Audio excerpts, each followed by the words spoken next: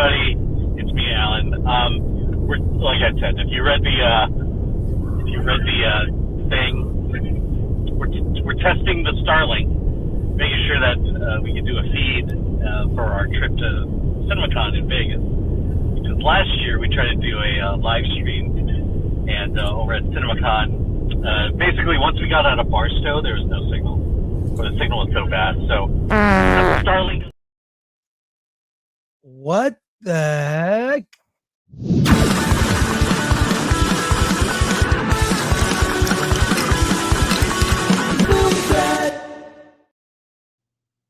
Happy Wednesday, everyone. It's Hollywood on the Rocks. Let's start the show and see where is he? Hello, my name is Ring A Ding Ding. I'm Alan Ng's brother. Mr. Gore's invited me to track down my brother. So, okay, here we go. How does that go now? Alan. Yeah, Is pretty much my brother. Is your brother like built like that? He's like ripped. Look like he wouldn't believe. Is? Well, why is this shirt ripped? Like literally ripped. We keep the shirt budget is so high on him. He just puts it on and then just rips apart. Well, when we're at CinemaCon, we're probably gonna get t-shirts. Yeah. And give them to your brother.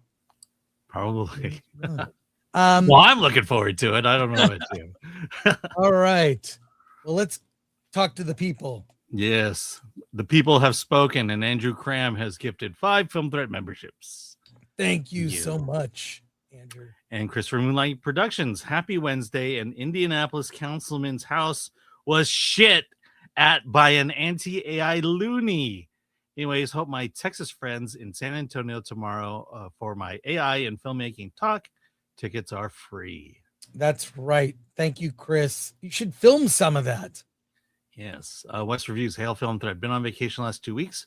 What have I missed? Well, Alan went to space, and we got some footage. Yeah, and you missed all the movies that came out over the last 2 weeks. Lord Thoth, like, share, subscribe, hit that bell for notifications. Sign up as a member. Join us on X, Discord, Rumble, and Instagram. Buy our merch, shop.filmthreat.com. Yes, there it is. Our merch, Project Film Threat, my new favorite shirt. Though I'm not wearing it now, but it is among my favorites. Thank you, Lord Thoth. We appreciate you. That's by great. the way, I went to the mystery movie at Regal on Monday. Got in there, the theater full, families with children. Guess what movie they showed? I don't know. I Swear. No, Yeah. Really? Yeah, and so all the kids got to learn about Tourette's. That's great. I saw I Swear. We're going to talk about it in a few weeks. Yeah. So, hey, Alan, you're in the news. Am I? I could not believe this.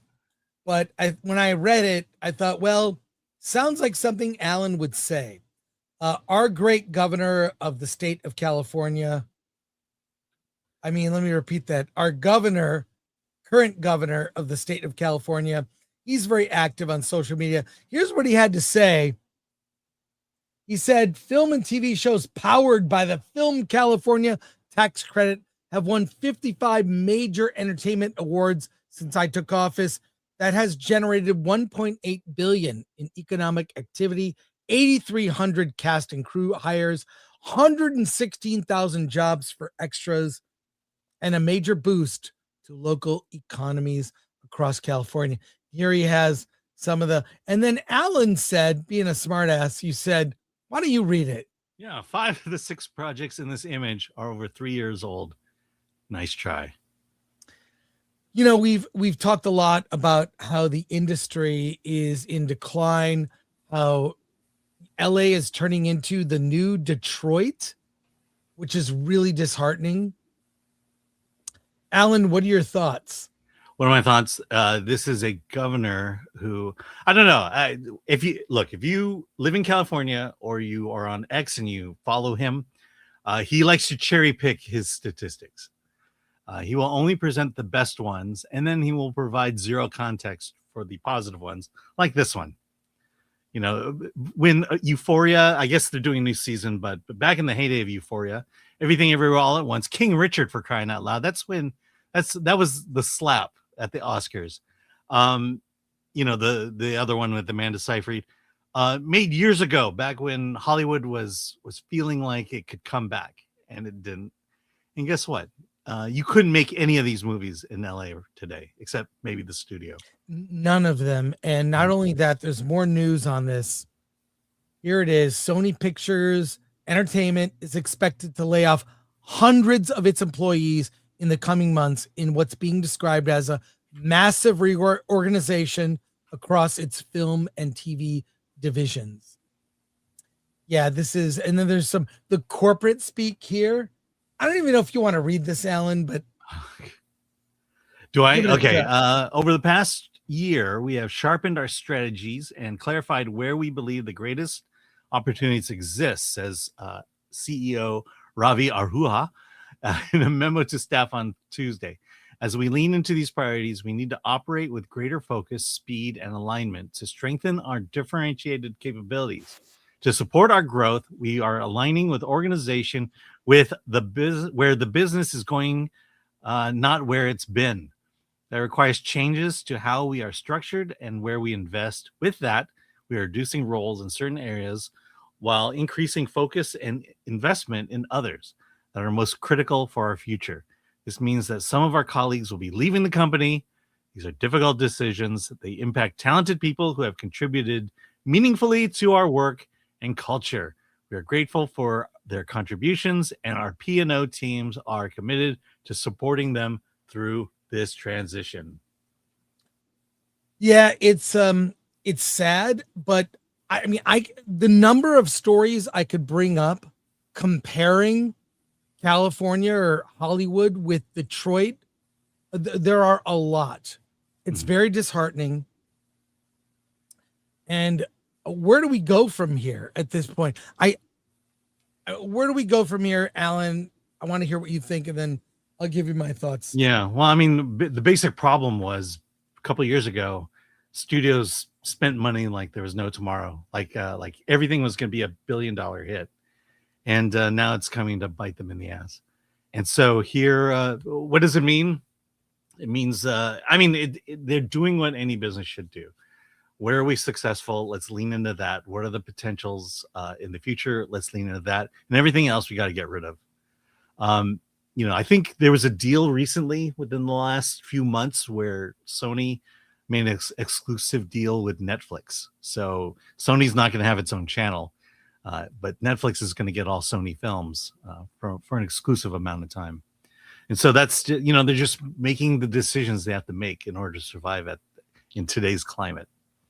Well, look, I grew up in Royal Oak, Michigan, just outside of Detroit, about 3 miles outside of Detroit. I saw the decline firsthand. I lived in downtown Detroit when I was in college. Yeah. It's bad. And what I'm seeing in parts of LA right now, it's Detroit 2.0. Mm-hmm. It's happening. And what happened was Detroit was the capital of the auto industry back in the day, 60s, and then the decline happened 70s, 80s, and now it's diversified. They make cars everywhere. There are plants all over America. There are plants in Mexico. They make cars in Japan. They make them for the world. But Detroit really owned the industry, right, at least in North America. And they took it for granted. Yeah, and that's what's happening in Hollywood now. And we're going to get more and more stories like this Sony story right here. Hey, James Gunn claims false Man of Tomorrow casting news. What? James Gunn claims false Man of Tomorrow casting news was shared. I've got this story. Well, we're gonna see what was said, and then him claiming it's false and why it's a big deal. Here we go. From discussing film, James Gunn claims that Deadline's report is shoddy and incorrect. I'm frankly disappointed.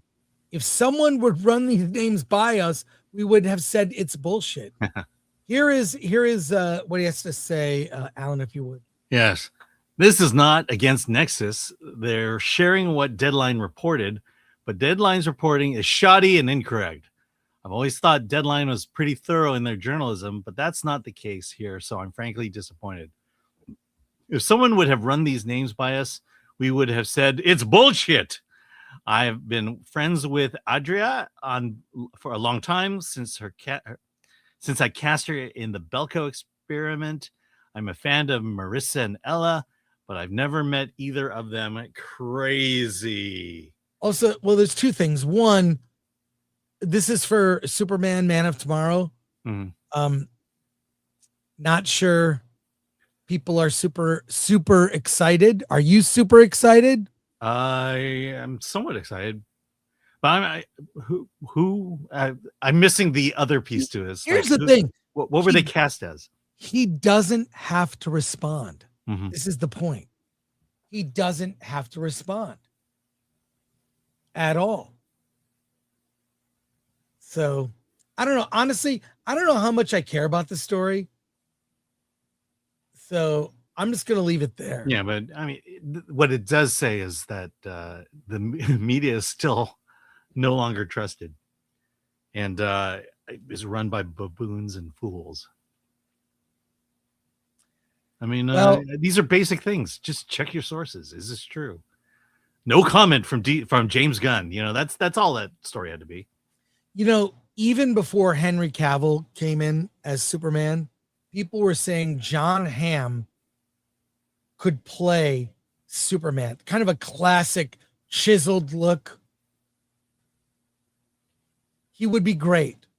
I watched him. I've enjoyed Jon Hamm for years. Also, quite good at comedy, oddly. In Mad Men, I thought he was amazing. Here he is in a video clip talking about in an interview with, we can't always show Josh Horowitz. Maybe not everything can be a clip. Like, he's getting good interviews. Let's just he is. give credit but where here he talks about auditioning for Superman. It's confirmed. I never knew this was true. Let's look at this. Obligatory superhero digression because I'm such a nerd. We talked in the past. You told me once you auditioned for Superman 1,000 years ago. I did. That was like when you were 30, you said, I think, about. I was too old. 30. Come on. Nice try. That was, I believe it was was it the Brandon Routh one? I can't remember. I think that makes sense. Yeah. It is shocking to me that, like, because there was talk that we were going to be, I'm sorry, guys, I'm going to get geeky for a second. Buckle up. Mr. Sinister and that New Mutants film. That was supposed to happen and didn't. I think there was some corporate craziness that went and they sold the studio and Disney bought the studio. It was a lot of dodged the bullet on that one. That was okay. That movie didn't turn out, with all due respect. Well, listen, I mean, I don't pick them. You're not, my pitch for the Superman thing was like, what if Superman was funny like he used to be with Christopher Reeve? And they were like, great idea. We're going to do that 2 more Supermans later. No. So I didn't. Fair enough. Okay, so back to this. So you did you come out of the womb with this voice? Because that voiceover, you give good voiceover, Jon Hamm. Thank you. Mercedes-Benz, the best or nothing. Turns out nothing because they went with Lucy Liu recently, but that's okay.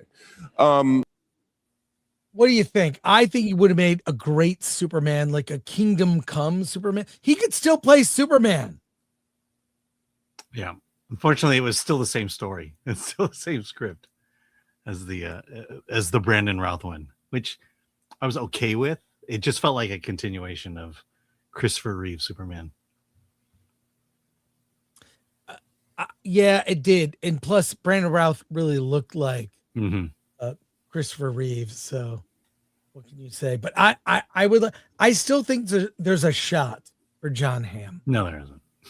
He's too old. For Kingdom, like an older Superman, you don't think? Too old. I also don't feel like he's built like Superman. I think he's he's larger on top than on bottom. Yeah. Which is look, he's a handsome man, and his body works for him, but not as Superman. Okay, I beg to differ. Okay, to play Superman, he could do that Marvel diet. Yeah. Do you really want to do that Marvel diet? No. Speaking of Marvel, new X-Men director officially confirms plan for multi X-Men movies. I have not read this story. This is from Collider. Alan, you gotta like. Yeah, I do. Into the story. Do you have notes? Yes, I do. Yeah, Okay, so let's get to it. So let's find out who has been gifted the honor of destroying the X-Men legacy. Marvel is clearly building more than a single reset. Director Jake Schreier told Collider's Steve Weintraub ahead of the release of Beef Season 2 that the immediate goal is one great movie. At the same time, he and Marvel are already talking about longer-term possibilities. They're asking where the story could go next, with comic arcs feeling fresh and which parts of the X-Men lore haven't been explored on the screen. The new screenplay recently picked up by Lee Sung-jin, creator of Beef, and Joanna Kahlo, writer and co-showrunner of Beef. Schreier says these conversations include looking for less trod paths in the comics rather than simply retreading the old Fox movies. He's careful not to give plot details, but his comments made it clear that the studio isn't treating this as a one-and-done reboot. Instead, they're planning with expansion in mind while still focusing on making the first film work on its own. Yeah, well, it's smart. Here's the thing. It's all about the casting. I mean, I think when Hugh Jackman was cast as Wolverine, people were skeptical. I mean, the biggest thing against him, he's too tall. What is he, like 6'2"? Yeah. 6'3"? Well, and he was a last minute. He was a last minute cast too. I mean, they were filming when they cast him, so it was rushed. Yeah, but that turned out to be one of the best decisions ever. He's embodied that role through different eras, through good movies and not so good movies, and some really great films as well. And Logan, I thought he was fantastic. Then coming back in Deadpool and Wolverine, I mean, like I was like, oh, that's a good idea. Yeah. Then they finally get to the yellow suit. Yeah, I mean, he understood the tone of Wolverine. Regardless of what you think of the stories, he embodied Wolverine. That's exactly right. He embodied like the aura, the character, everything about him. He really just made that work. He made you feel sympathy. Like one of my favorite lines from the first X-Men, does it hurt when the claws come out? Does it hurt? Every time. Every time, yeah. Yeah. What a great line.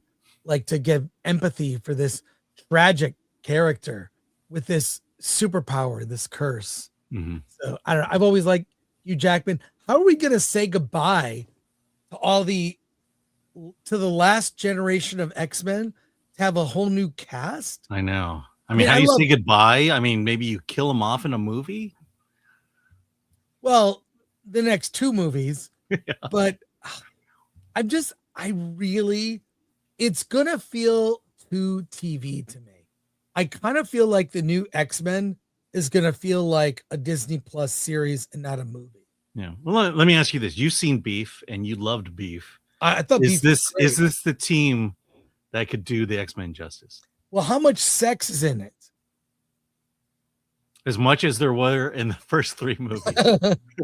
I mean, Beef is like got really kind of raw, so to speak. Yeah, maybe. I mean, quite frankly, I think that's what attracted me to X-Men when I first started collecting comic books.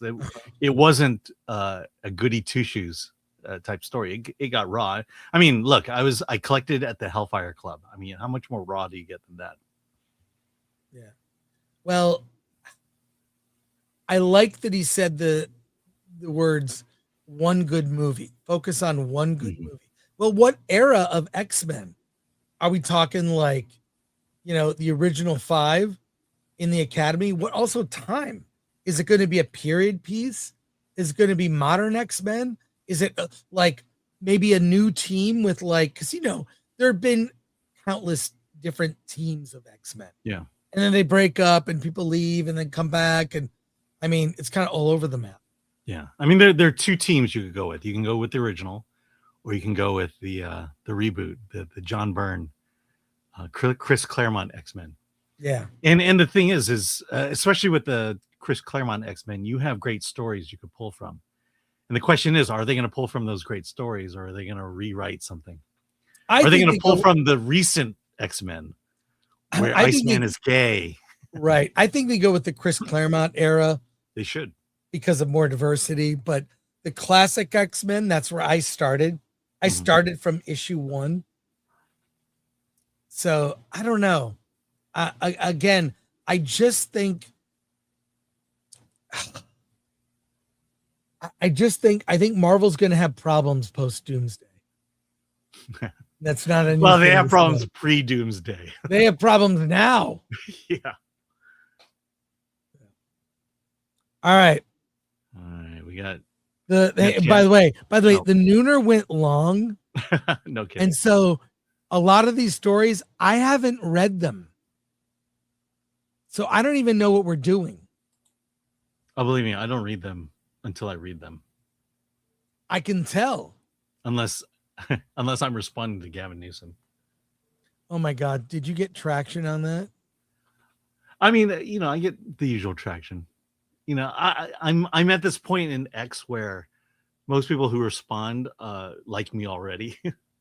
Once in a while, you'll get some idiot who tries to challenge you, and then you just take them down. Yeah. Like that whole thing about Black Christians forgiving John Davidson. That was priceless. Oh my God. Alan, a new trailer for Michael dropped. But unbeknownst to, this is the first time I'm hearing about it, there was an overhaul and $15 million in reshoots. Mm-hmm. The new trailer is really good. There's not much else that's new in it. We're not going to show it because we'll probably get struck. But what is in this story here? From Variety, reshoots, removing child abuse allegations, and what's in store for sequels.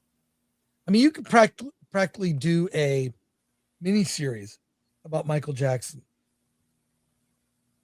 A trilogy, perhaps. Who knows? All right, Alan, what's in this story? Yes. Here we go. The biopic, Michael, was originally designed to confront one of Michael Jackson's most controversial chapters, opening with the 1993 child molestation allegations and building toward them as its final act. However, those elements were completely removed after filmmakers discovered a legal clause tied to accuser that prohibited any depiction or mention of him. This forced a creative overhaul late in production. The film was reworked exclusively with a new ending that avoids the scandal altogether. Instead, it now concludes with Michael Jackson's Bad Tour, portraying him at the height of his fame. The revised version leans heavily into his music and legacy, while shifting dramatic focus to his complicated relationship with his father, Joe, and his recovery from the 1984 Pepsi commercial accident that led to his painkiller use. The changes came at a cost. Reboots, delays, productions. John Logan pushed the release date multiple times, adding up to $15 million to the budget, bringing it roughly at $155 million. Jackson State, which is heavily involved in the film, covered the additional expense and maintains a financial stake. The project reflects a deliberate effort to the estate to present more sympathetic portrayal, similar to Broadway's success, the MJ the Musical, which avoided the allegations. They're already discussing about expanding the film into multiple films. Producer Graham King envisions future installments exploring Jackson's later career, though it remains unclear now or if those projects would address the controversies that defined his final years. Yeah, I already have tickets to see it. They're doing advanced screenings the day, kind of just an early screening the day before it opens. Fine. I've got those tickets in the Dolby Digital at AMC Burbank. Row J. Row J is the best row. Don't tell anyone else. Don't pass that along. And the best seat is J6. But look, this will be a huge hit. 155 million seems cheap, but ultimately you could have done a mini series, like 1 or 2 seasons of like the Michael Jackson story, And you have to include these child abuse allegations. It was all over the news. And I've seen info from both sides, and I have a hard time like actually believing in either. I think it's so muddled.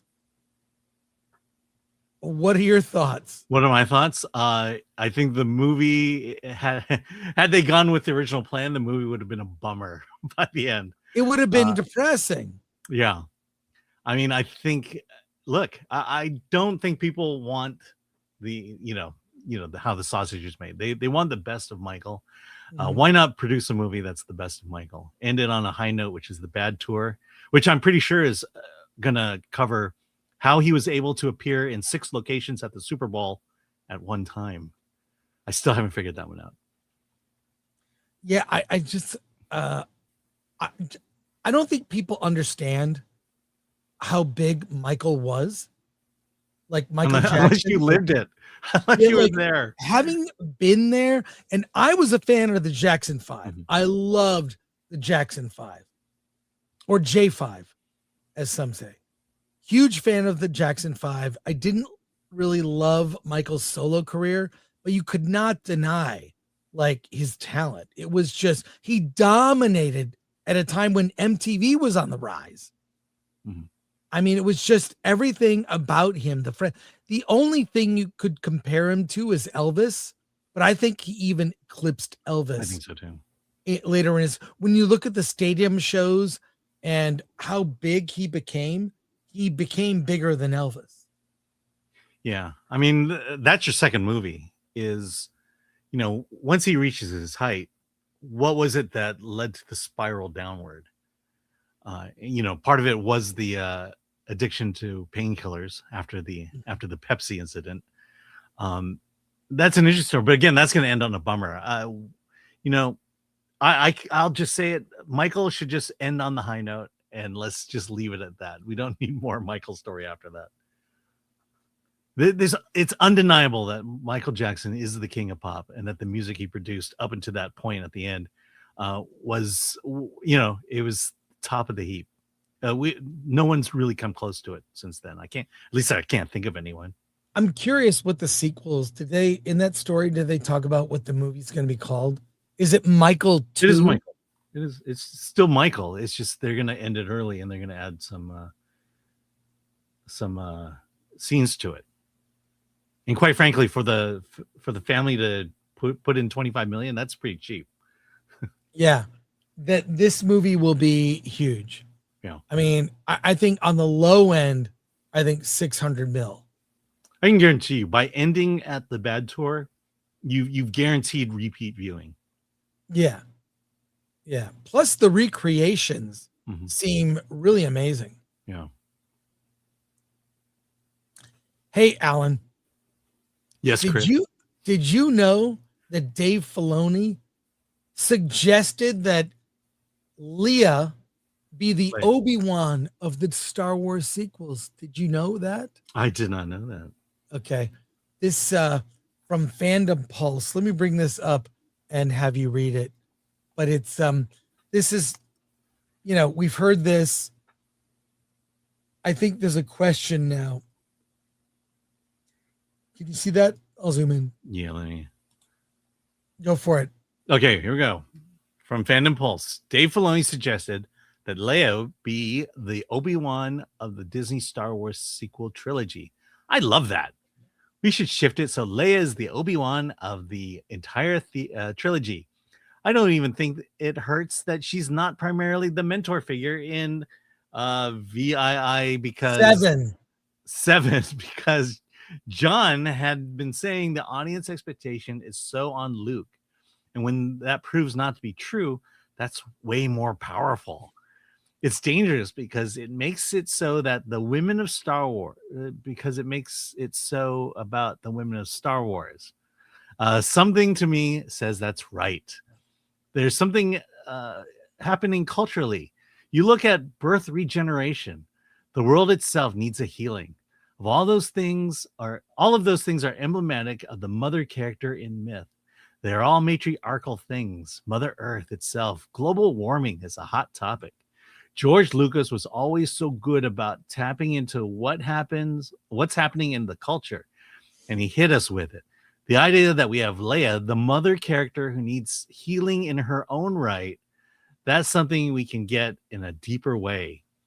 Was Dave Filoni the right choice to head Lucasfilm? No. I mean, that's a really quick answer. 100% no. If that's what he was thinking, talk about turning a boy brand into a girl's brand. Mm-hmm. I mean, look, I was so excited for the sequels.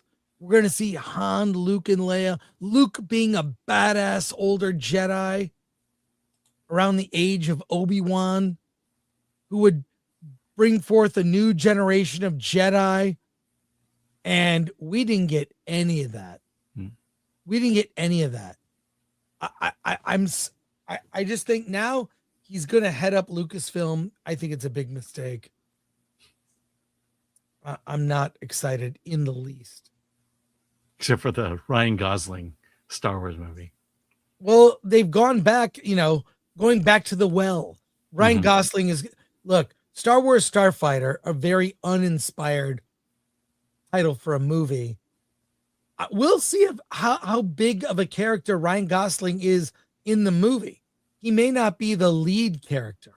There'll be, he'll be a side character in it. But for a guy who is doing a lot of work out there, for him not to be the lead or to him just be a side character, that is a decision that will baffle me if it's true. Well, how about this? Dave Filoni is great at the cartoons. His ideas when it comes to the live action, horrible. Yeah. Well, at least with the cartoons, he had Lucas's ear at that time. And then to make Leia the mentor in the sequels, I mean, how did she exactly use the Force in the original series?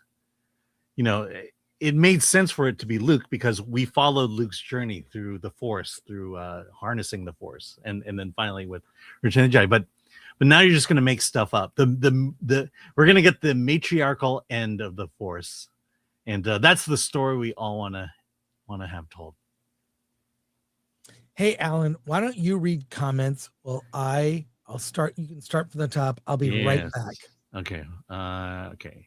Tom McClure, you got to help me out with this one. Tim is not funny. I agree. LA is like Detroit. Only RoboCop can save it. Love RoboCop. Yes. 311 essay for 10. Alan, hope you had a great Easter. I did. Have you still not seen The Passion of Christ? No, I've studied it for years. I watched it again Sunday. Amazing. Tarantino put it in his best film of the century. We need an Alan reaction. Yeah.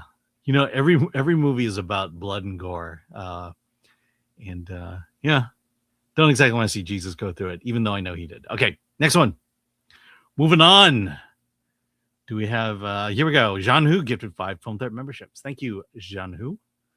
And here we go. Patrick Lemire, Bad Robot moving to New York. It's hilarious. They're going to have to pay pay extra taxes for being too white. Is there a white tax yet? Tahoe Film Group, as Werner Herzog famously said, they don't know what they're doing. They don't know what they're doing. Fresh Snow, at this rate, I wouldn't mind seeing Nick Cage as Superman. I still think that's look, if you're going to do Jon Hamm, you might as well do Nick Cage instead. Tony Elias, he could probably still do much older version of Superman. He looks more like Bruce Wayne / Batman, though, at Film Threat. Yeah. Then why don't you just get Ben Affleck to do it? Okay, here we go. Rockefeller Plaza. I like the X-Men plan. The execution is the issue. And it's the source material. What X-Men stories are they going to tell? Or are they just going to make up X-Men stories and give us the new X-Men with gay Iceman?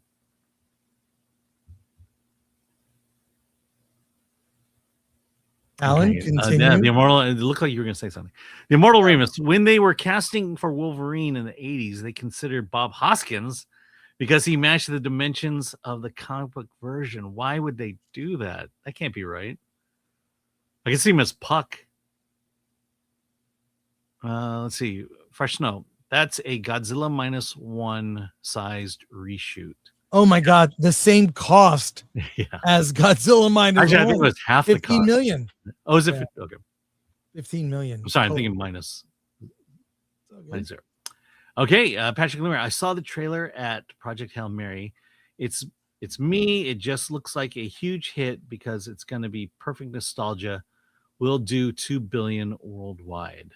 So Michael, I think Michael's going to be huge, Mhm. and at a cost of what we say, 125 now to 100 155. to 150 now.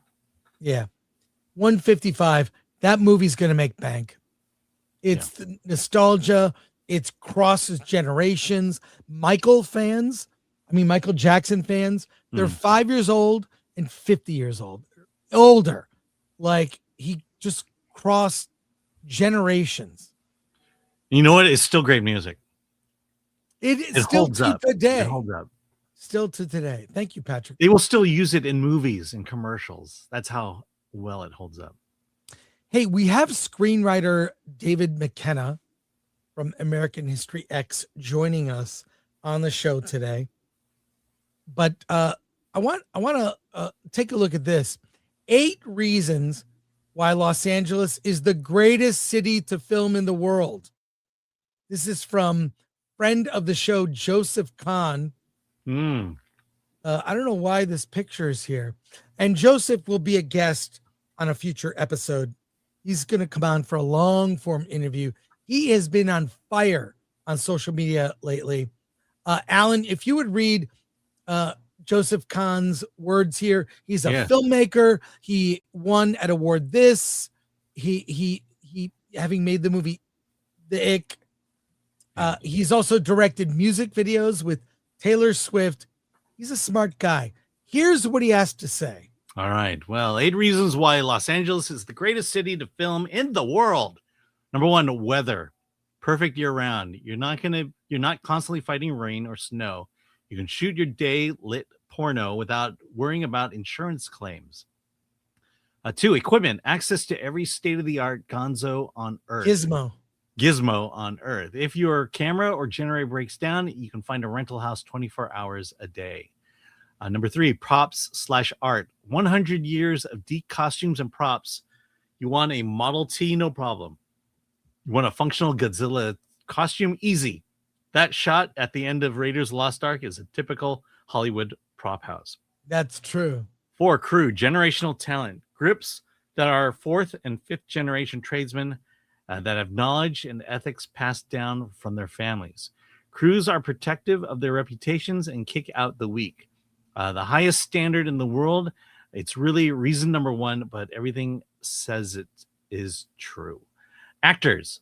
The most obsessed people are making it.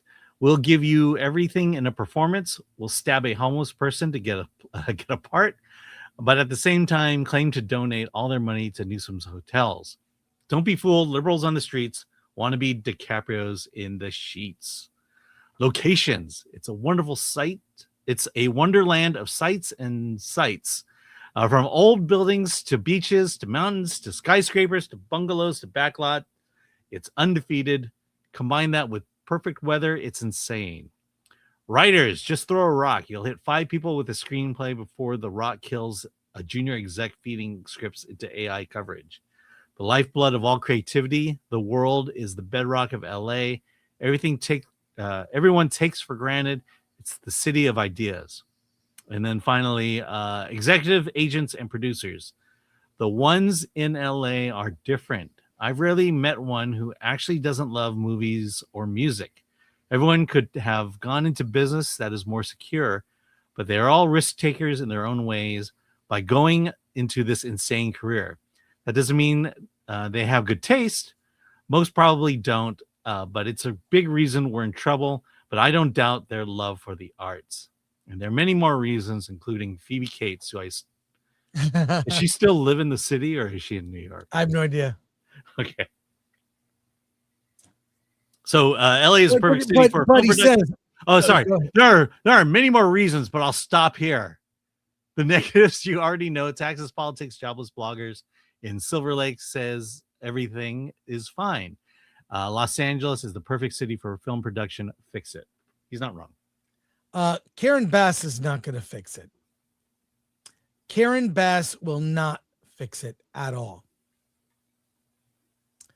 And I don't know if you've seen the Latinos for Spencer Pratt. Have you seen that? No, I haven't seen it.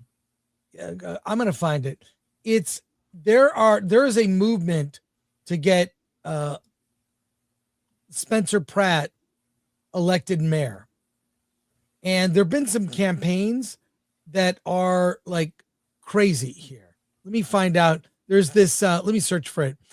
You've got to see this cartoon. Have you seen it? No, I haven't. Oh my God. I have no clue what you're talking about. You don't know what I'm talking about? Okay. Spencer Pratt, he lost his home in the fire. He's effectively homeless. And he's running for mayor for all the right reasons. He's running for mayor because he hasn't seen anyone step up who is committed to fixing it, to fixing LA's problems, to actually making it cool to film in LA again. But we need to have that happen. We need someone who understands the industry. So I'm trying to find this animation. Vamp, if you would, Alan. Yeah. No, again, it comes back to what we talked about Detroit. LA took its industry, its entertainment industry for granted, and just decided because it was making so much money, we should take so much money. And that's what they've done. That's why they've driven things out. That's why I don't understand why you can't film on a soundstage in Los Angeles and why it's cheaper to fly to Ireland than it is to shoot your TV show in a soundstage. Again, our leaders know nothing about leading, and our leaders know nothing about attracting business to California, let alone Los Angeles. We need new kind of thinking. We need some new kind of thinking. Let's take a look at this.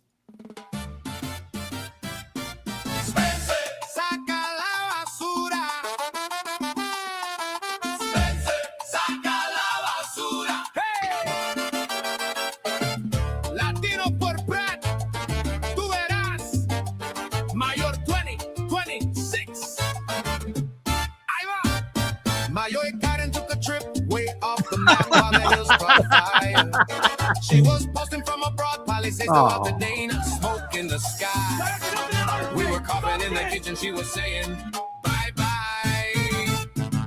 Spencer, saca la basura. Look what she left on our block. Not hiding. LA looking like a closet where the junk can talk. Spencer, saca la basura. Bag it up, roll it Take out the trash. Latinos for Pratt, we're singing. We're tired of this dirty beat.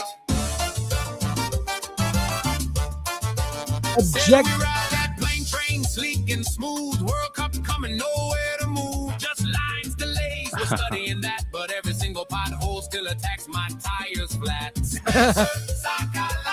All this mess, all this spin from Hollywood to City Hall. Feels like the trash moved in. Spencer, tweet that nonsense fast. Latinos for Pratt, we're laughing because this clown show can't last. I mean, I have seen the city I love turn to garbage. Somebody has to come in, someone new. She's calling everyone comrade in the town hall seat while the tents pop up like mushrooms on the heat. Homeless brought on every corner, money gone poof, but she swears it's all accounted, we just stare at the roof. Hollywood's packing, they're leaving the lot. You're losing the movies, but she shrugs on the spot. She's busy with slogans, we're stuck in a jam. We just want a mayor who can take out the can. Hey! Spencer, saca la basura. Pick it up, haul it away. From the busted roads to the broken vows, we're done with yesterday. Spencer,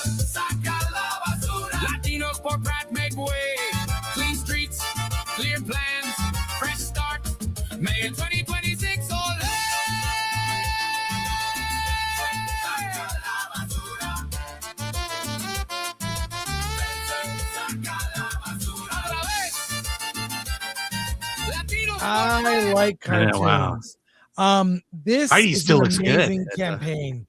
This look, I love the entertainment industry. I want everyone to succeed, but we need a city that is clean, that we can shoot in. That all my friends who are producers, they're all making movies in Kentucky or some other place. It's horrible. So we need change, folks. If I'm telling you, if she wins this election, something might be wrong. Something might be up.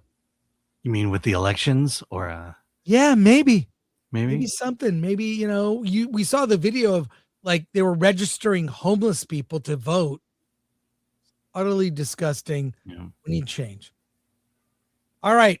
Hey, on the show, we'd like to bring you people from the industry to chat with you directly.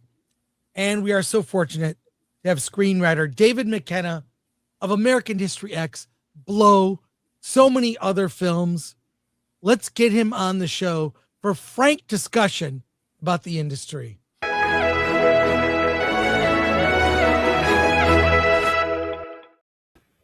David. Hey.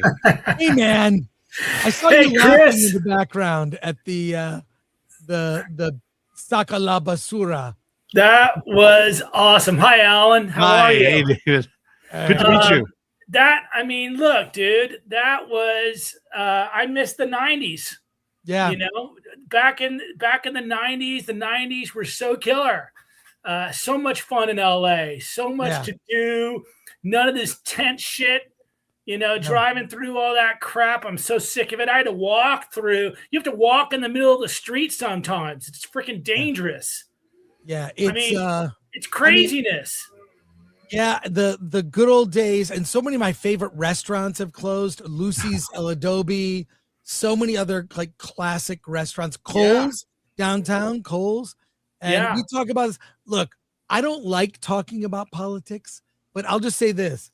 I'm a 90s liberal trapped in the present. And the present is crazy. Yeah. So, yeah.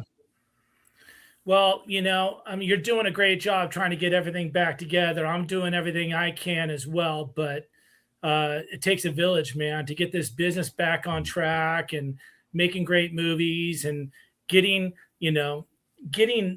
America and the world back into movies, because right now Hollywood seems to love alienating half of the country and half of the world, and they got to stop with that.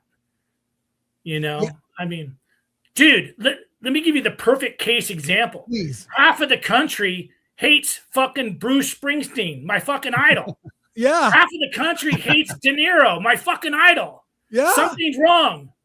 Right. Something's wrong. Let's fix it. I used to like those guys. They're too... Well, I still love them because of how much joy they've brought me, but come on, man.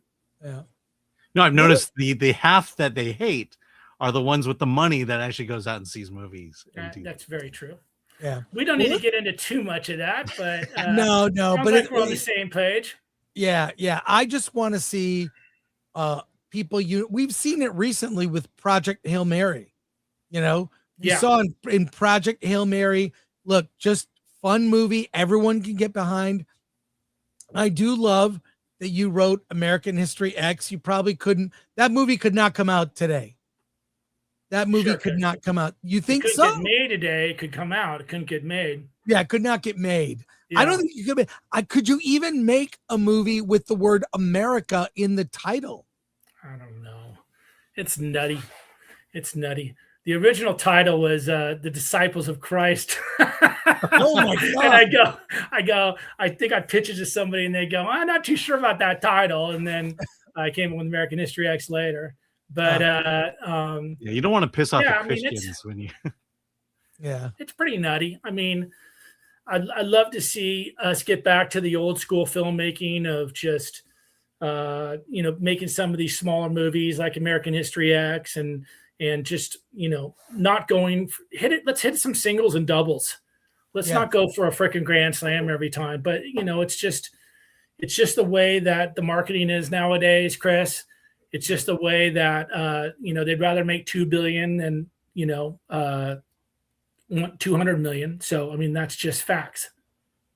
Yeah. What happened to those movies? Those kind of like $30-40 million movies that were just a good drama or a good thriller or a good courtroom drama or just something that was like, oh, you walk out, that was a really good movie. It doesn't have to be something with spectacle every time. I remember that one movie with Russell Crowe and Ben Affleck that came out. And I remember afterwards, Donna Langley said, we're never making a drama again. And I go, what? I write drama. Donna Langley was head of Universal and State of Grace or State of something, some sort of journalistic movie with Russell Crowe and Ben Affleck.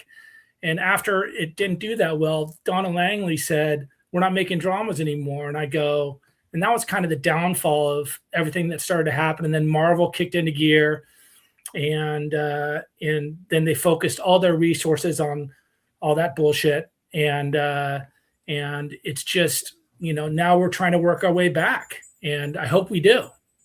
Yeah. I mean, we've had some conversations via email.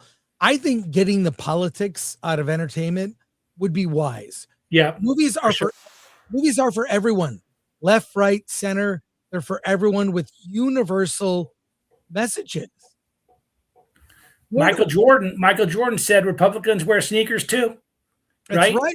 I mean, exactly. It's just, we just got to keep our mouth shut. We really do, until we win back some of these people. And, I understand that Jimmy Kimmel and all those guys, they really hate Trump, but if they could just kind of control themselves, because there's so many good people that are out of work right now and our business is really suffering. So if you could just control yourself while we get our business back on track, and just, I mean, I want you to be political and you guys can do all you want for politics, but just don't do it like the way De Niro and Springsteen are doing it. Just keep it small and campaign for your candidate. I'm all for free speech, but at some point, we've got to get our business back. We've got to get movies back. And look at the decline of the Oscars. The Oscars was an event. I went to parties where we bet money. You had your Oscar betting pool. No one cares anymore, and people haven't even seen the movies. Nobody gives a shit. 17 million people watched it, as opposed to, what was it during the Titanic years, like 80 million. Yeah. I mean, it was the Super Bowl. Yeah. The Super Bowl. Yeah. We used to have great parties. I mean, we just got to get LA back and starts kind of with that video that you showed, Yeah. I mean, if we get LA back, everything else will follow, I think. I think so too. I also believe actors in Hollywood, when they're promoting a movie, might want to talk about the movie instead of what they saw on CNN that morning. You remember in the 90s, Chris, we didn't know who people voted for. Yeah, never. And I didn't care. Yeah. Now it's all on heroin. I mean, like Tom Hanks, I didn't know he was a Democrat. Yeah. I didn't know Spielberg was a Democrat. I didn't know all these people. I didn't care. Because it's your right, and the parties obviously were closer together. They weren't so far apart. But I mean, just with movies and actors, please, actors, tone it down. Please be quiet. Let's start building back the relationship that's been dismantled over the last, 7 years, 8 years. I even want to go back as far as Marvel. I think that, Chris, with all the Marvel obsession, they lost our heart. They had our heart for 100 years, and then once they started making all that stuff, what do my kids do right when they leave the theater? Checking their phone, checking their fucking Instagram. They don't give a shit. They don't talk about the movie. They never even mention the movie again. Yeah. When we were young, we'd go see Terms of Endearment. We'd cry in the theater in front of our chick, and then we talk about it the next day at school about this incredible movie we saw. Yeah. There's none of that anymore. Yeah, the whole the conversation surrounding movies, it's it's sort of regurgitated too quickly. Like in a couple weeks, it's gone. They don't leave the cultural footprint. They're not in the. I really think part of it is movies are not tapping into what's in the zeitgeist. What is everyone feeling right now about the world? Yeah. What can everyone relate to? Yeah. Yeah. And like they're not tapping in. Yeah. I mean, and that's a big decision that I make when I decide to take on a movie or not, is what do I think? What do I really think people want to see right now? Yeah. And like one movie I'm working on right now, we're pretty far along the line. I have Matt Ruskin, who's a great young director, attached to direct this movie, and these great producers, John Zoyce and Brendan Boyer and Scott Lestady. And it's the downing of TWA Flight 800. And it's a conspiracy thing. It's all the president's men. It's all that stuff. And I want to introduce, I want to see a great journalist movie with a plane crash. I mean, how juicy is that? And there's conspiracy elements and all that. I think that's what people want to see, and so that's really, really compelling to me. And, like I have a smaller movie called 10% that James Franco's attached to play. And we're bringing back James Franco, man. Great actor. And it's called 10%. It's about a disgruntled waiter who kills people who tip 10%. I want to see that. Now, are you delving?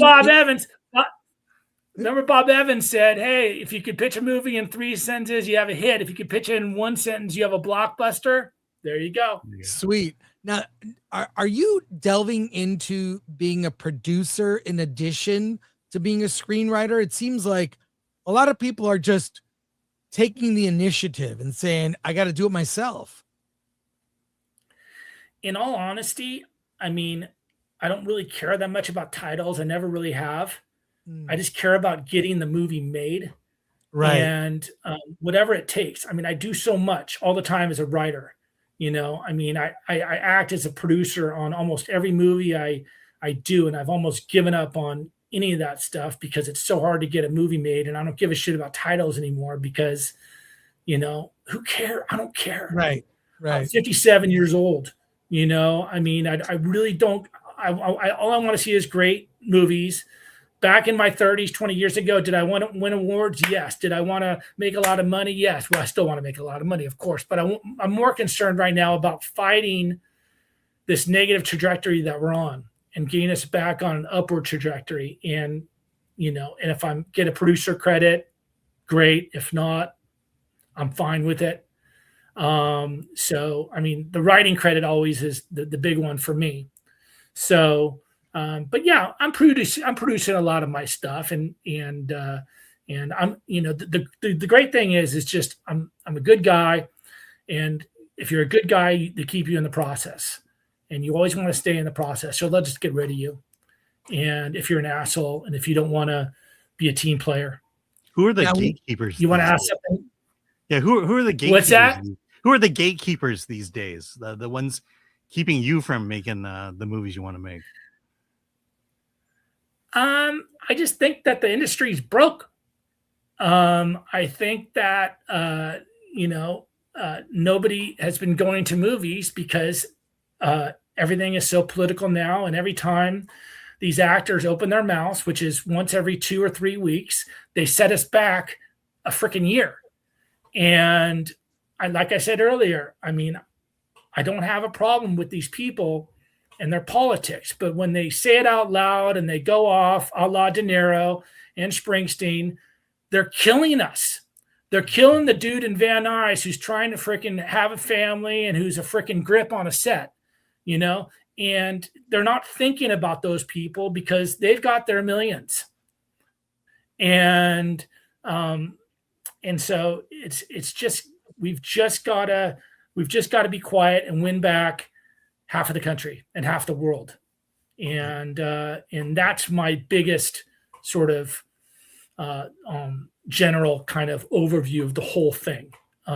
It's just every time they open their mouths, every time somebody opens their mouths, and nobody gives a shit about their opinion. And it's just, we just got to stop with it. We've got to stay out of politics. We've got to make movies, because we're screwing all the young people. The young people can't find work, and that's part of the reason why I did do this boot camp, is this thing this course, and I hope we get a chance to talk about it. But we're going to talk about it. Let's talk about it right now. So great. we got over 1,300 people watching live. Greg Schneck sends you a message. Greg, I guess. Oh my God! High school, Greg Schneck. Yeah. He runs. Greg runs the Newport Beach Film Festival. He's been in charge of that forever. He's like, we know him. Film Threat is a media sponsor. So Greg says hi. But, part of your film, obviously a screenwriter, producer, but you're giving back by creating this screenwriter boot camp to tell people how to do it. There's a trailer. Should we watch the trailer? Yeah, watch the trailer. Okay, let's watch the trailer to explain some of the boot camp here. It's actually kind of fun. Trying to write a hot freaking script. This is great. Who did this? LFG, LFG, LFG.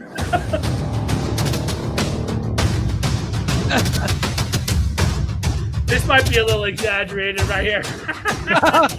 After taking this course, I believe that your chances of making it in movies and TV will improve tenfold. That was the setup. The payoff is later on, they try to kill each other. What do you mean you can't? It's 30-cent drink night. He's working on one of his skits. It's not a skit. It's a screenplay. And I've worked with the best of the best. I've worked with Edward Norton, Johnny Depp, Meryl Streep, Dennis Hopper, Robert Redford, Al Pacino. I have a new idea for a screenplay.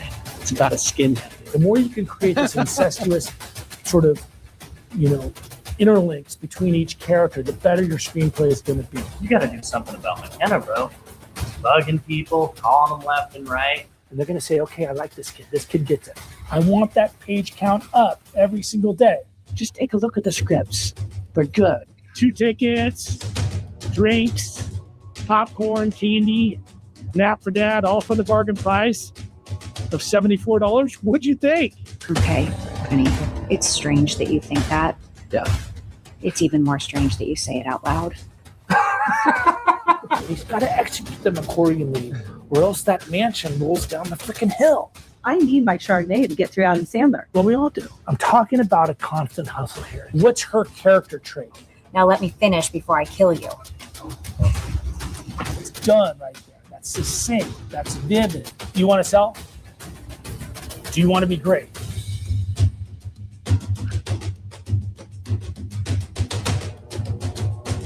Wow, they had President. A little long, sorry. This is like an action movie. The trailer for your event. I'm treating it like a 6-part limited series. That I went in with that mind to.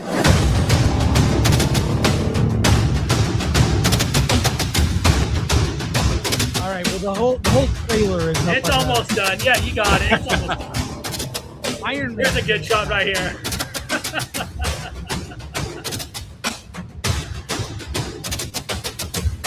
Almost done. Okay, well, what am I supposed to do about it? Write faster. There we go. Well, let's go to the website. Well, spoilers. I mean, and I have my website there. And I mean, honestly, what I wanted to do is I've seen a lot of these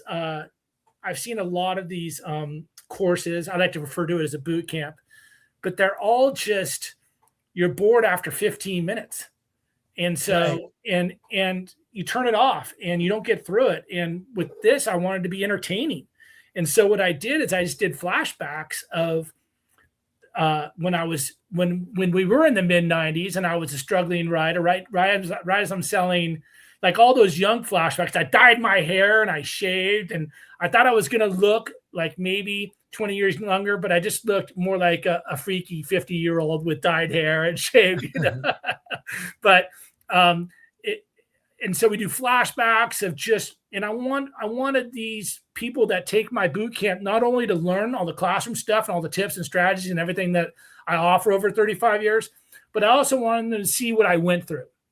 Right. When they visually see the struggles that I went through, and in my family life and whatever it is, how what it is to be a screenwriter and successful. So there is a lot of Larry David in there, and so my version of Larry David, and I think and then I also include 100 pages of workbook pages in there of everything that I've learned over my entire career, and just offer it for cheap, or relatively cheap. I mean, I would have killed to take this class when I was a young, struggling screenwriter. It would have given me everything that I needed, because I was a finance major.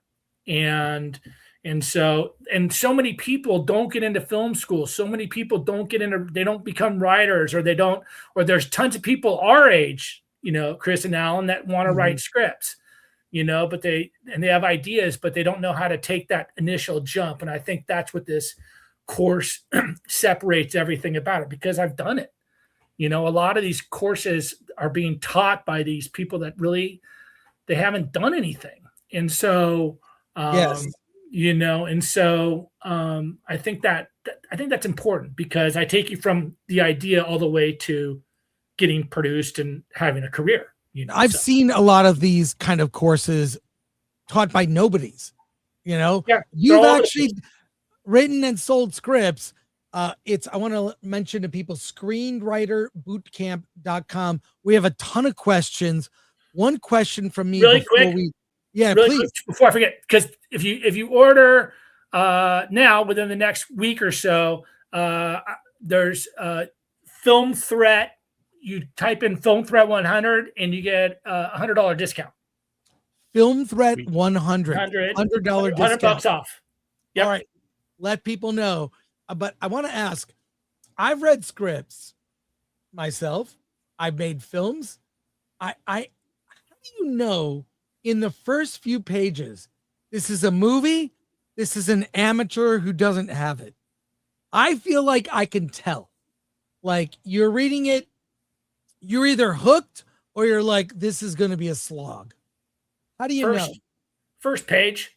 First page. And that's another thing with my boot camp is so much of my boot camp is taking the hard road. And you have to take the hard road right now, or else you'll never be successful. And here's the reason why. So with AI, so much of the future is about rewriting, I think. Yeah. And in order to become a great writer, you have to be a great rewriter. And you can't just cut straight to being a great rewriter. That's not how it works. And so you have to pay your dues. And you have to, I started screenwriting when I was 19. I sold American History X when I was 26. That's 6+ years that, granted, those first couple were, I was still in college. But, once I got out to LA, when I moved up when I was 22, I worked my ass off writing and, and waiting tables at night, writing during the day, waiting tables at night. So you got to take the hard road, because, okay, so say you take an AI script, Chris, right? Mm-hmm. Right now, you could get a script on AI. What is it, about a 5.7 on a scale of 1 to 10? They're shit, right? Yeah, they're terrible. Johnny come lately can maybe do a rewrite and turn that thing into a 7, right? Mm-hmm. But that's not going to cut it. Me, I could take it from a 5.7 to a 9.7, because I've been doing this shit for 35 years. I know how to fix scripts, but so if these guys who are just getting into it think that AI is this, because it is this dangerous crutch right now, and they have to take the hard road. And I can't emphasize that enough. If they don't take the hard road, if they try and cheat, they're going to go broke. And that is one thing that I want to get across to the young and old screenwriters. You've got to do the note cards. You've got to develop your idea properly. You've got to write a treatment. You've got to write drafts. You've got to get page counts up. I mean, every little detail I go through in this course of how to sell a script, and also teach you the right way. You have to become a student before you can become a master. And this shortcut AI stuff that's possibly entering the brains of some of these people is fucking dangerous, man. And they've got to realize that it's a bad road to go down. And let's go to we have so many questions. I want to get to as many as we can. So let's start from the top here. We'll thank Nomadic Duckman for becoming a YouTube member, and then let's start here with Michael Thomas. All right, Michael Thomas 5. What's up, Chris and Alan? Thanks. That's not for David. So questions for David. Here we go. I don't know that one. Yeah. Okay. MK solid for 5. David, American History X had an amazing redemptive arc for Vineyard, but the movie just ends abruptly and tragically. What went wrong, dare I ask? Well, I mean, I think that it's a Shakespearean tragedy. I think that, we set it up pretty nicely. I thought that a lot of people thought that Derek might get killed in the end, but what's the worst possible thing that could happen? His little brother getting killed for the ways that, for his lifestyle. And I kind of disagree with you a little bit. I mean, I don't know. What do we want? Rainbows and puppies at the end here? I mean, yeah. I actually like the ending of American History X, and I'm very proud of it. And I don't know. Maybe you guys could tell me what went wrong. I've never had any complaints about the ending, really. Yeah, I think the movie actually holds up as like a classic. I mean, it's used in memes and whatnot. It's been around. Yeah. Yeah, no, I mean, I'm proud of it. It could have been a lot worse. It could have been a lot better. All right, let's see. More. Okay. Okay, here we go. Matthew Hammond for 2. Studios stop making movie for Americans. Yeah, we've talked about this before. I'm curious what your thought is. We don't make American movies that speak to the American experience. Hollywood makes movies for a global market. They used to make movies like that would appeal, that we about Americans and about the American experience. And now you've got someone like James Gunn. There was a story like all of the villains and all of his DC stuff. It's middle America is the villain, and the American flag is put out as like something evil. Why did we stop making American movies? Well, that gets back to the conversation earlier, but I think that they also, some of the people that are making some of the decisions think that the entire world hates America. And that's not true either. I think that it's a very complex deal, but it really requires sort of a transformation of their brains a little bit on liking America, loving America, what made it great. And right now there's a hatred of America within Hollywood. And that's where it's got to stop too. We are a great country still. And this man is driving everybody insane to the point where they hate America. And maybe when he's done, we could go back to loving America again and making these great American movies, because the world still does love us. And we need to start, we're like the kid with no self-esteem these days, Yeah. And so we just really need it. And it's just, and you guys know we're at the core of the problem, and every positive step we take that we're talking about today will help solve this problem. It's just, is anybody willing to do it? Is anybody willing to sacrifice their own beliefs for the betterment of the business? And I hope they are, and because I am. And it pains me to see these kids out there who get out of film school and there's just nowhere for them to go. There's no work. And there's no passion. And there's no more spec sales. I want to see a fucking spec sale, man. I want to see a kid sell a script for $2 million. When's the last time that happened? I can't remember. You remember they happened every week? Yeah, it was insane. Also seems to me that that this idea that no one likes America is an untested idea, that someone just came up with it and we just assume it's true. Right. And that there's no monetary result from testing that idea. And I have to believe that maybe if we went back, you would make more money than you are currently right now. I totally agree with you, Alan, for sure. 100%. Yeah. All right. Robert James Films for 5. Can you clear up issues between Norton and the director on American History X? Did Norton really take over in editing and director wanted his name removed?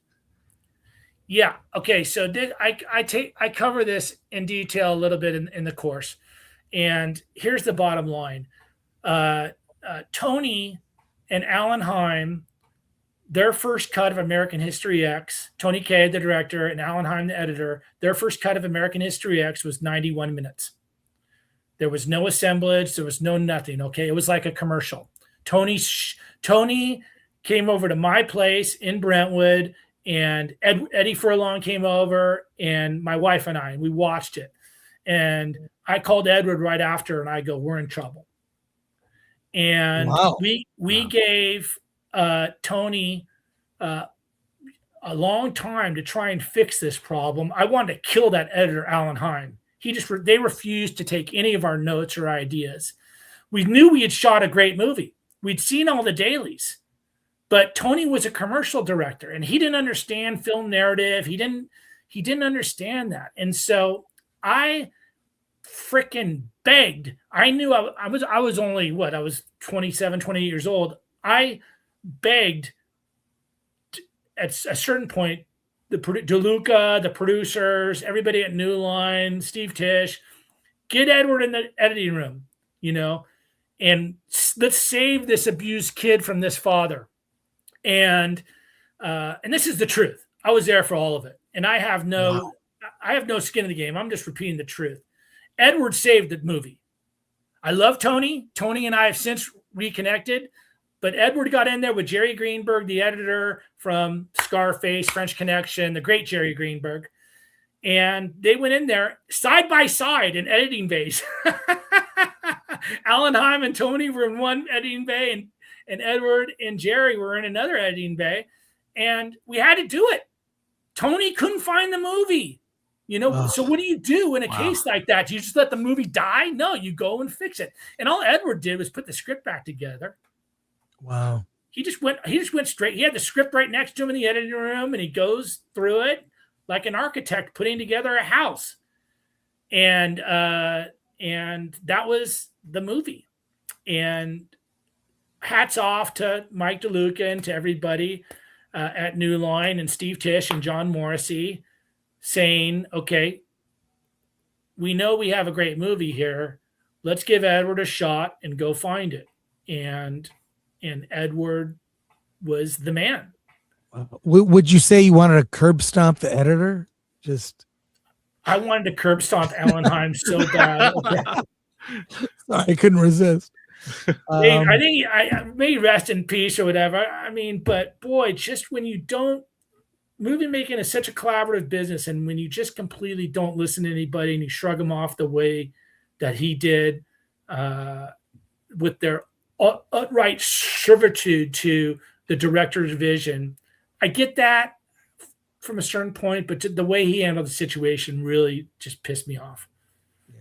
A lot of questions here. Let's just get to as many. Robot Dues for 5. It's simple. Leave movies in theaters longer. Don't go to streaming for a year. Bring back physical media or VOD in the in-between.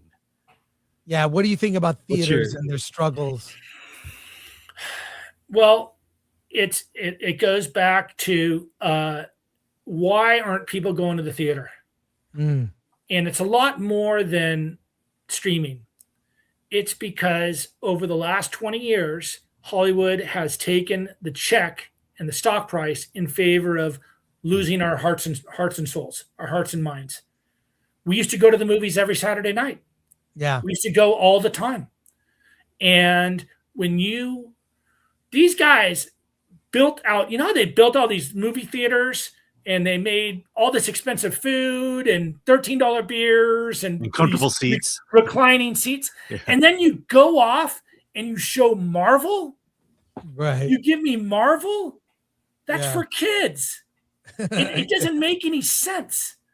And I mean, we were happy in our crammed seats with our feet sticking to the floor, paying anywhere from $5 to $12. I was fine with that. But now you're asking us to pay $22, and so I could take a nap in one of your seats.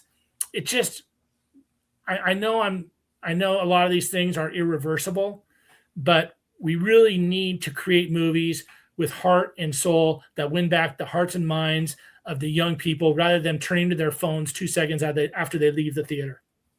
Yeah. Okay.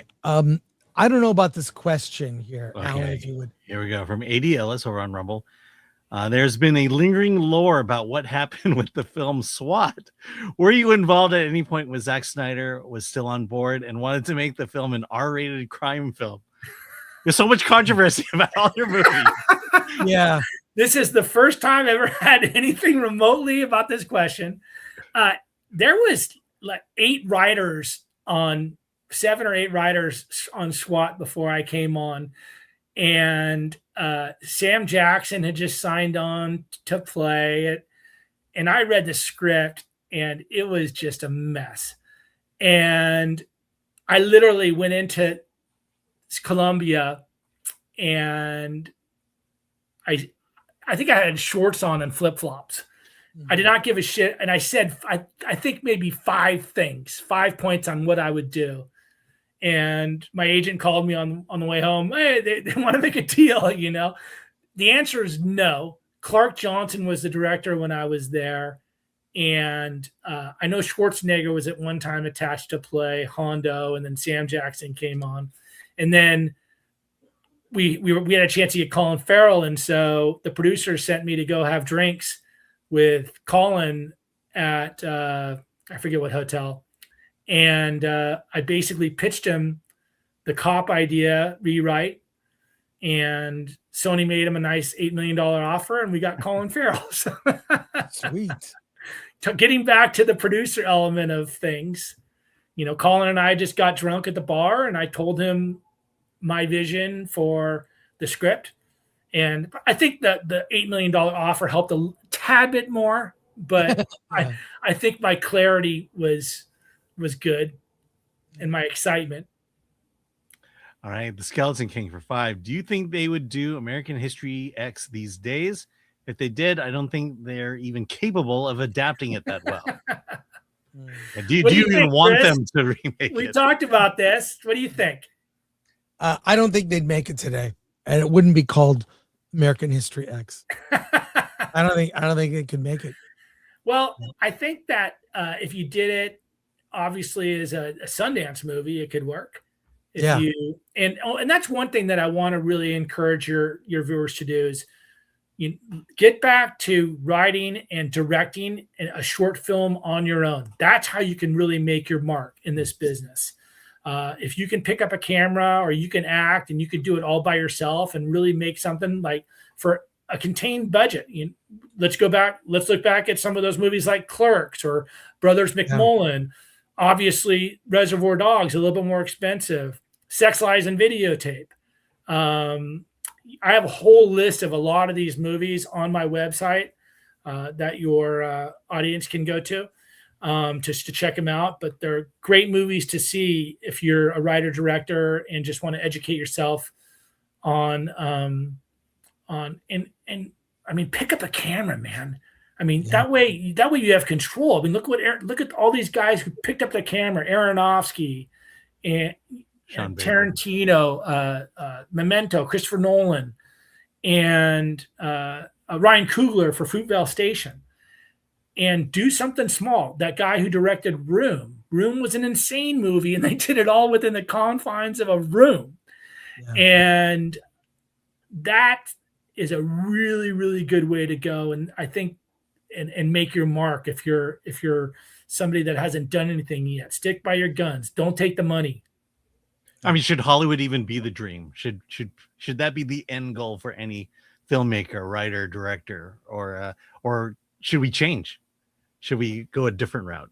Yeah, I mean, we're at that stage, Alan. I mean, it's just one of those situations where you need to everything. It's kind of this all for one for all mentality right now. You really have to look out for number one, and how are you going to make a living in this world with AI? What is your best path? Peter Thiel talked a lot about this, which I thought was interesting. He talked about math people and word people. Math people are in trouble. Word people are not in trouble. There's no way in hell anything in AI is going to be better than what goes on in my fucked up brain up here. There's just no chance. The stuff that I think about on a routine basis, AI will never match. It will never match the knowledge that I have of doing. I mean, the screenplays that AI is pumping out right now are funny. They're laughable. They're really bad. Will they be that way forever? Probably not. But we have to always be better than them. And being word people, being writers, we can stay ahead of that. Mathematicians cannot. We have a lot more questions. We'll try to go rapid fire. I know. I'm sorry. It's all good. Caveat ties. How important is formatting when it comes to screenwriting? They seem kind of particular. If there's one tiny mistake on your script when you give it to me, I get rid of it. Get your formatting perfect. I don't care what software you use. If you use Final Draft or Studio Binder or whatever, but if there's a spelling mistake, a formatting mistake, I will see it. My eyes are expert. And the people that read 6 screenplays, they have a stack of 6 screenplays on their desk every weekend, trying to get through them as the football game is on. When they see a spelling mistake or a formatting error, where do you think that screenplay is going? Right. In the trash. Make sure you're perfect. Yeah, the formatting seems like the easiest part to learn. Yes. It kind of is the easiest part to learn. Yeah. And you can have AI help you with that. So there you go. No. Christopher Light Productions. How do you feel about the different platforms these days? Theatrical, VOD, physical. They all seem to be struggling. Where should indie filmmakers be investing their time? Make something great. Make something awesome. Mm-hmm. Write something cool. Get feedback from your friends. Keep it contained. Do it for cheap. Direct it. Write it. If you can have a part in there for you, if you know how to act, do it. Make that way agents will find that. And that's what you want. You want to get an agent to find you and then put you out for a lot of these jobs, because one of my most time-consuming things is finding a director, because it's a director's medium. And it just takes forever. And if you can be a director and a writer, you're a hyphenate and you're controlling your own destiny. That's about the best advice I can give you on that. Did I answer that question? I don't even know. Yeah. Close. Okay, Russ Cole for 5. You couldn't talk Norton out of cutting his reverse dunk from 2 feet under the rim, huh? LOL, just kidding. Well, thank God we had the nice little 8-foot rim there, and he could dunk on that. That was perfect. All right. I was a little worried. I was a little concerned about Edward's basketball skills, but he managed to pull it off. Orange Soda TR for 5. What was it like working with Avery Brooks? I was concerned, and there was another actor that came in, and I thought Avery Brooks might have been a little over the top, but it almost works for this movie that he is sort of this hugely magnanimous presence in Derek and Danny's life, Edward and Eddie Furlong's life. So in the end, I think I was probably wrong on that. I think it was a good casting choice. All right. Here we go. Jimmy Francis, member for 29 months. Thanks, David, for a true masterpiece. They introduced us already in school. recently gave the Blu-ray of American History X to a director colleague as a gift. Awesome. I haven't seen it. I do have the antique DVDs. Oh, nice. Nice. I could maybe sign one and give it to one of your most favored. You might that be one's able to still shrink wrapped. You might be able to get a couple bucks for it, like $3.50. All right. Andy likes stuff. Chandel. American History X was big across the pond in the 90s. Remember it well. Great film. Oh, it's great to hear. We did well on we didn't do well in the theater, but we did huge on DVD and on streaming and everything.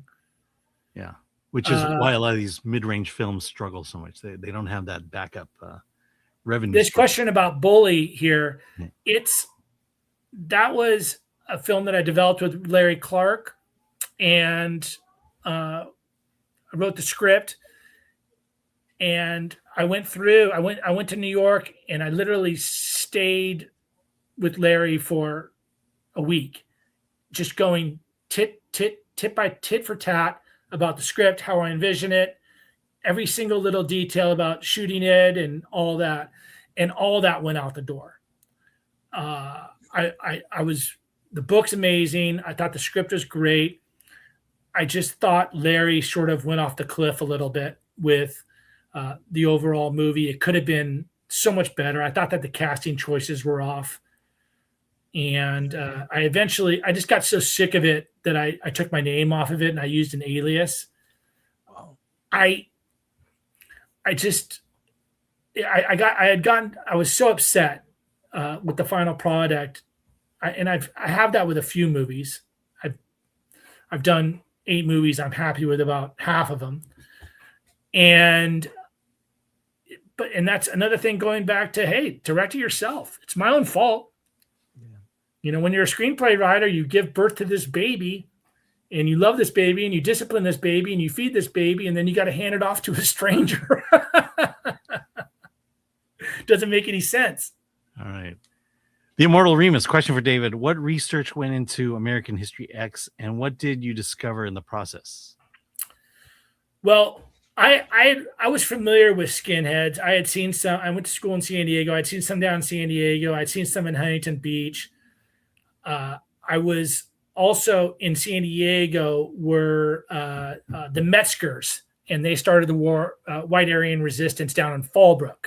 And they were always on the Wally George show. I don't know if any of you guys remember the I watch Wally George all the time. Wally George. So, and then I saw Romper Stomper. So it was and when I was a kid, I was really into punk rock. I shaved my head. I was a little punker.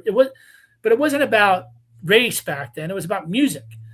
Yep. And when I saw an opportunity to kind of take all these things and turn it into sort of this modern day skinhead movie that's American and not like Romper Stomper that Russell Crowe was in.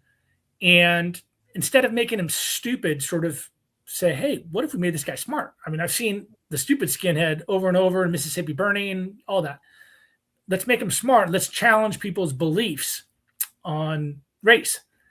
And my process was literally, and I talk about a lot of this in my boot camp, but it's in every second of every day thinking about your movie process and getting the ideas down.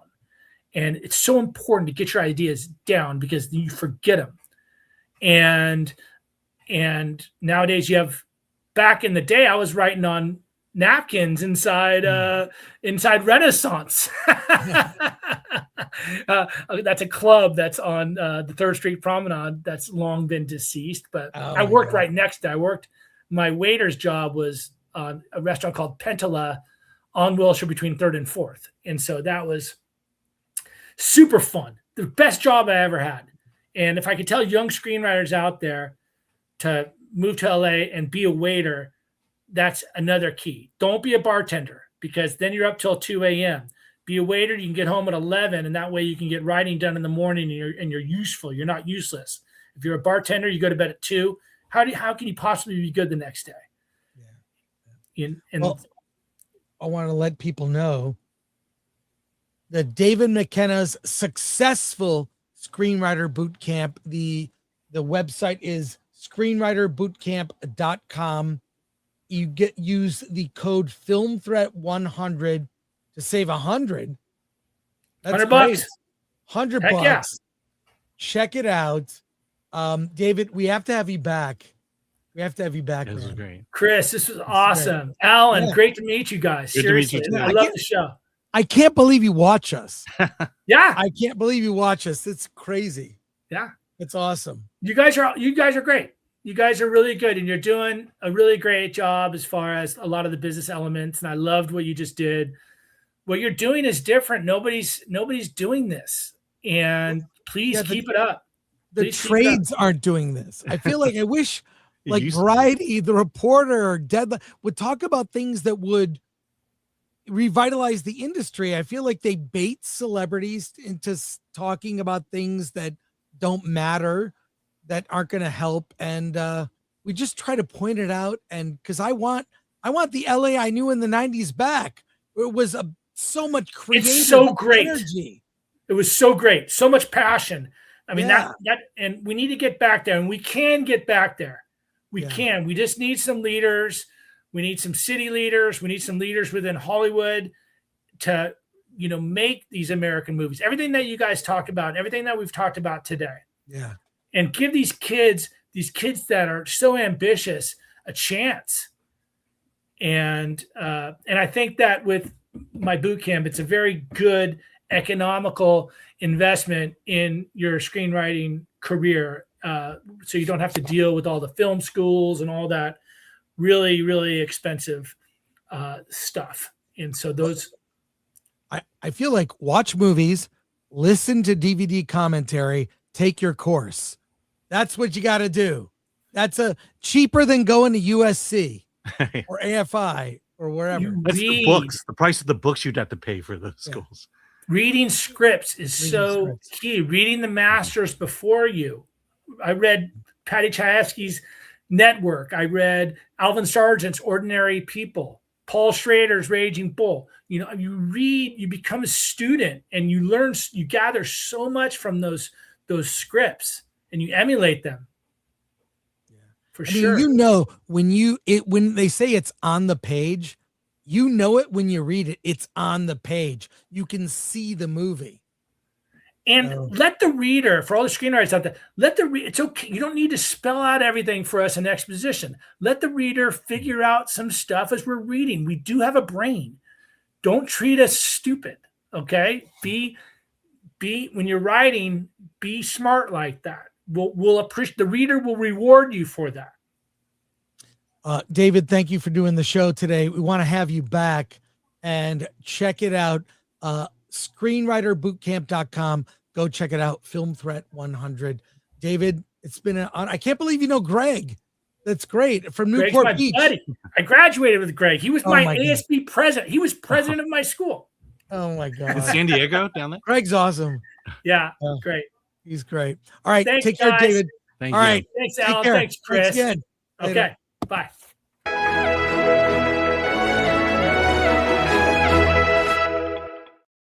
That was awesome. That was great. Yeah. That was great. That was fun. Hey, more and more people in the industry are coming on this show speaking their mind. They feel free to speak their mind. Yeah. Now I feel like I have to do less joking around. And, You were, no, I like your joking. A couple of super chats that did not relate to David. We'll get to those right now. yeah. In fact, from Michael Thomas, D2X for 5. What's up, Chris and Alan?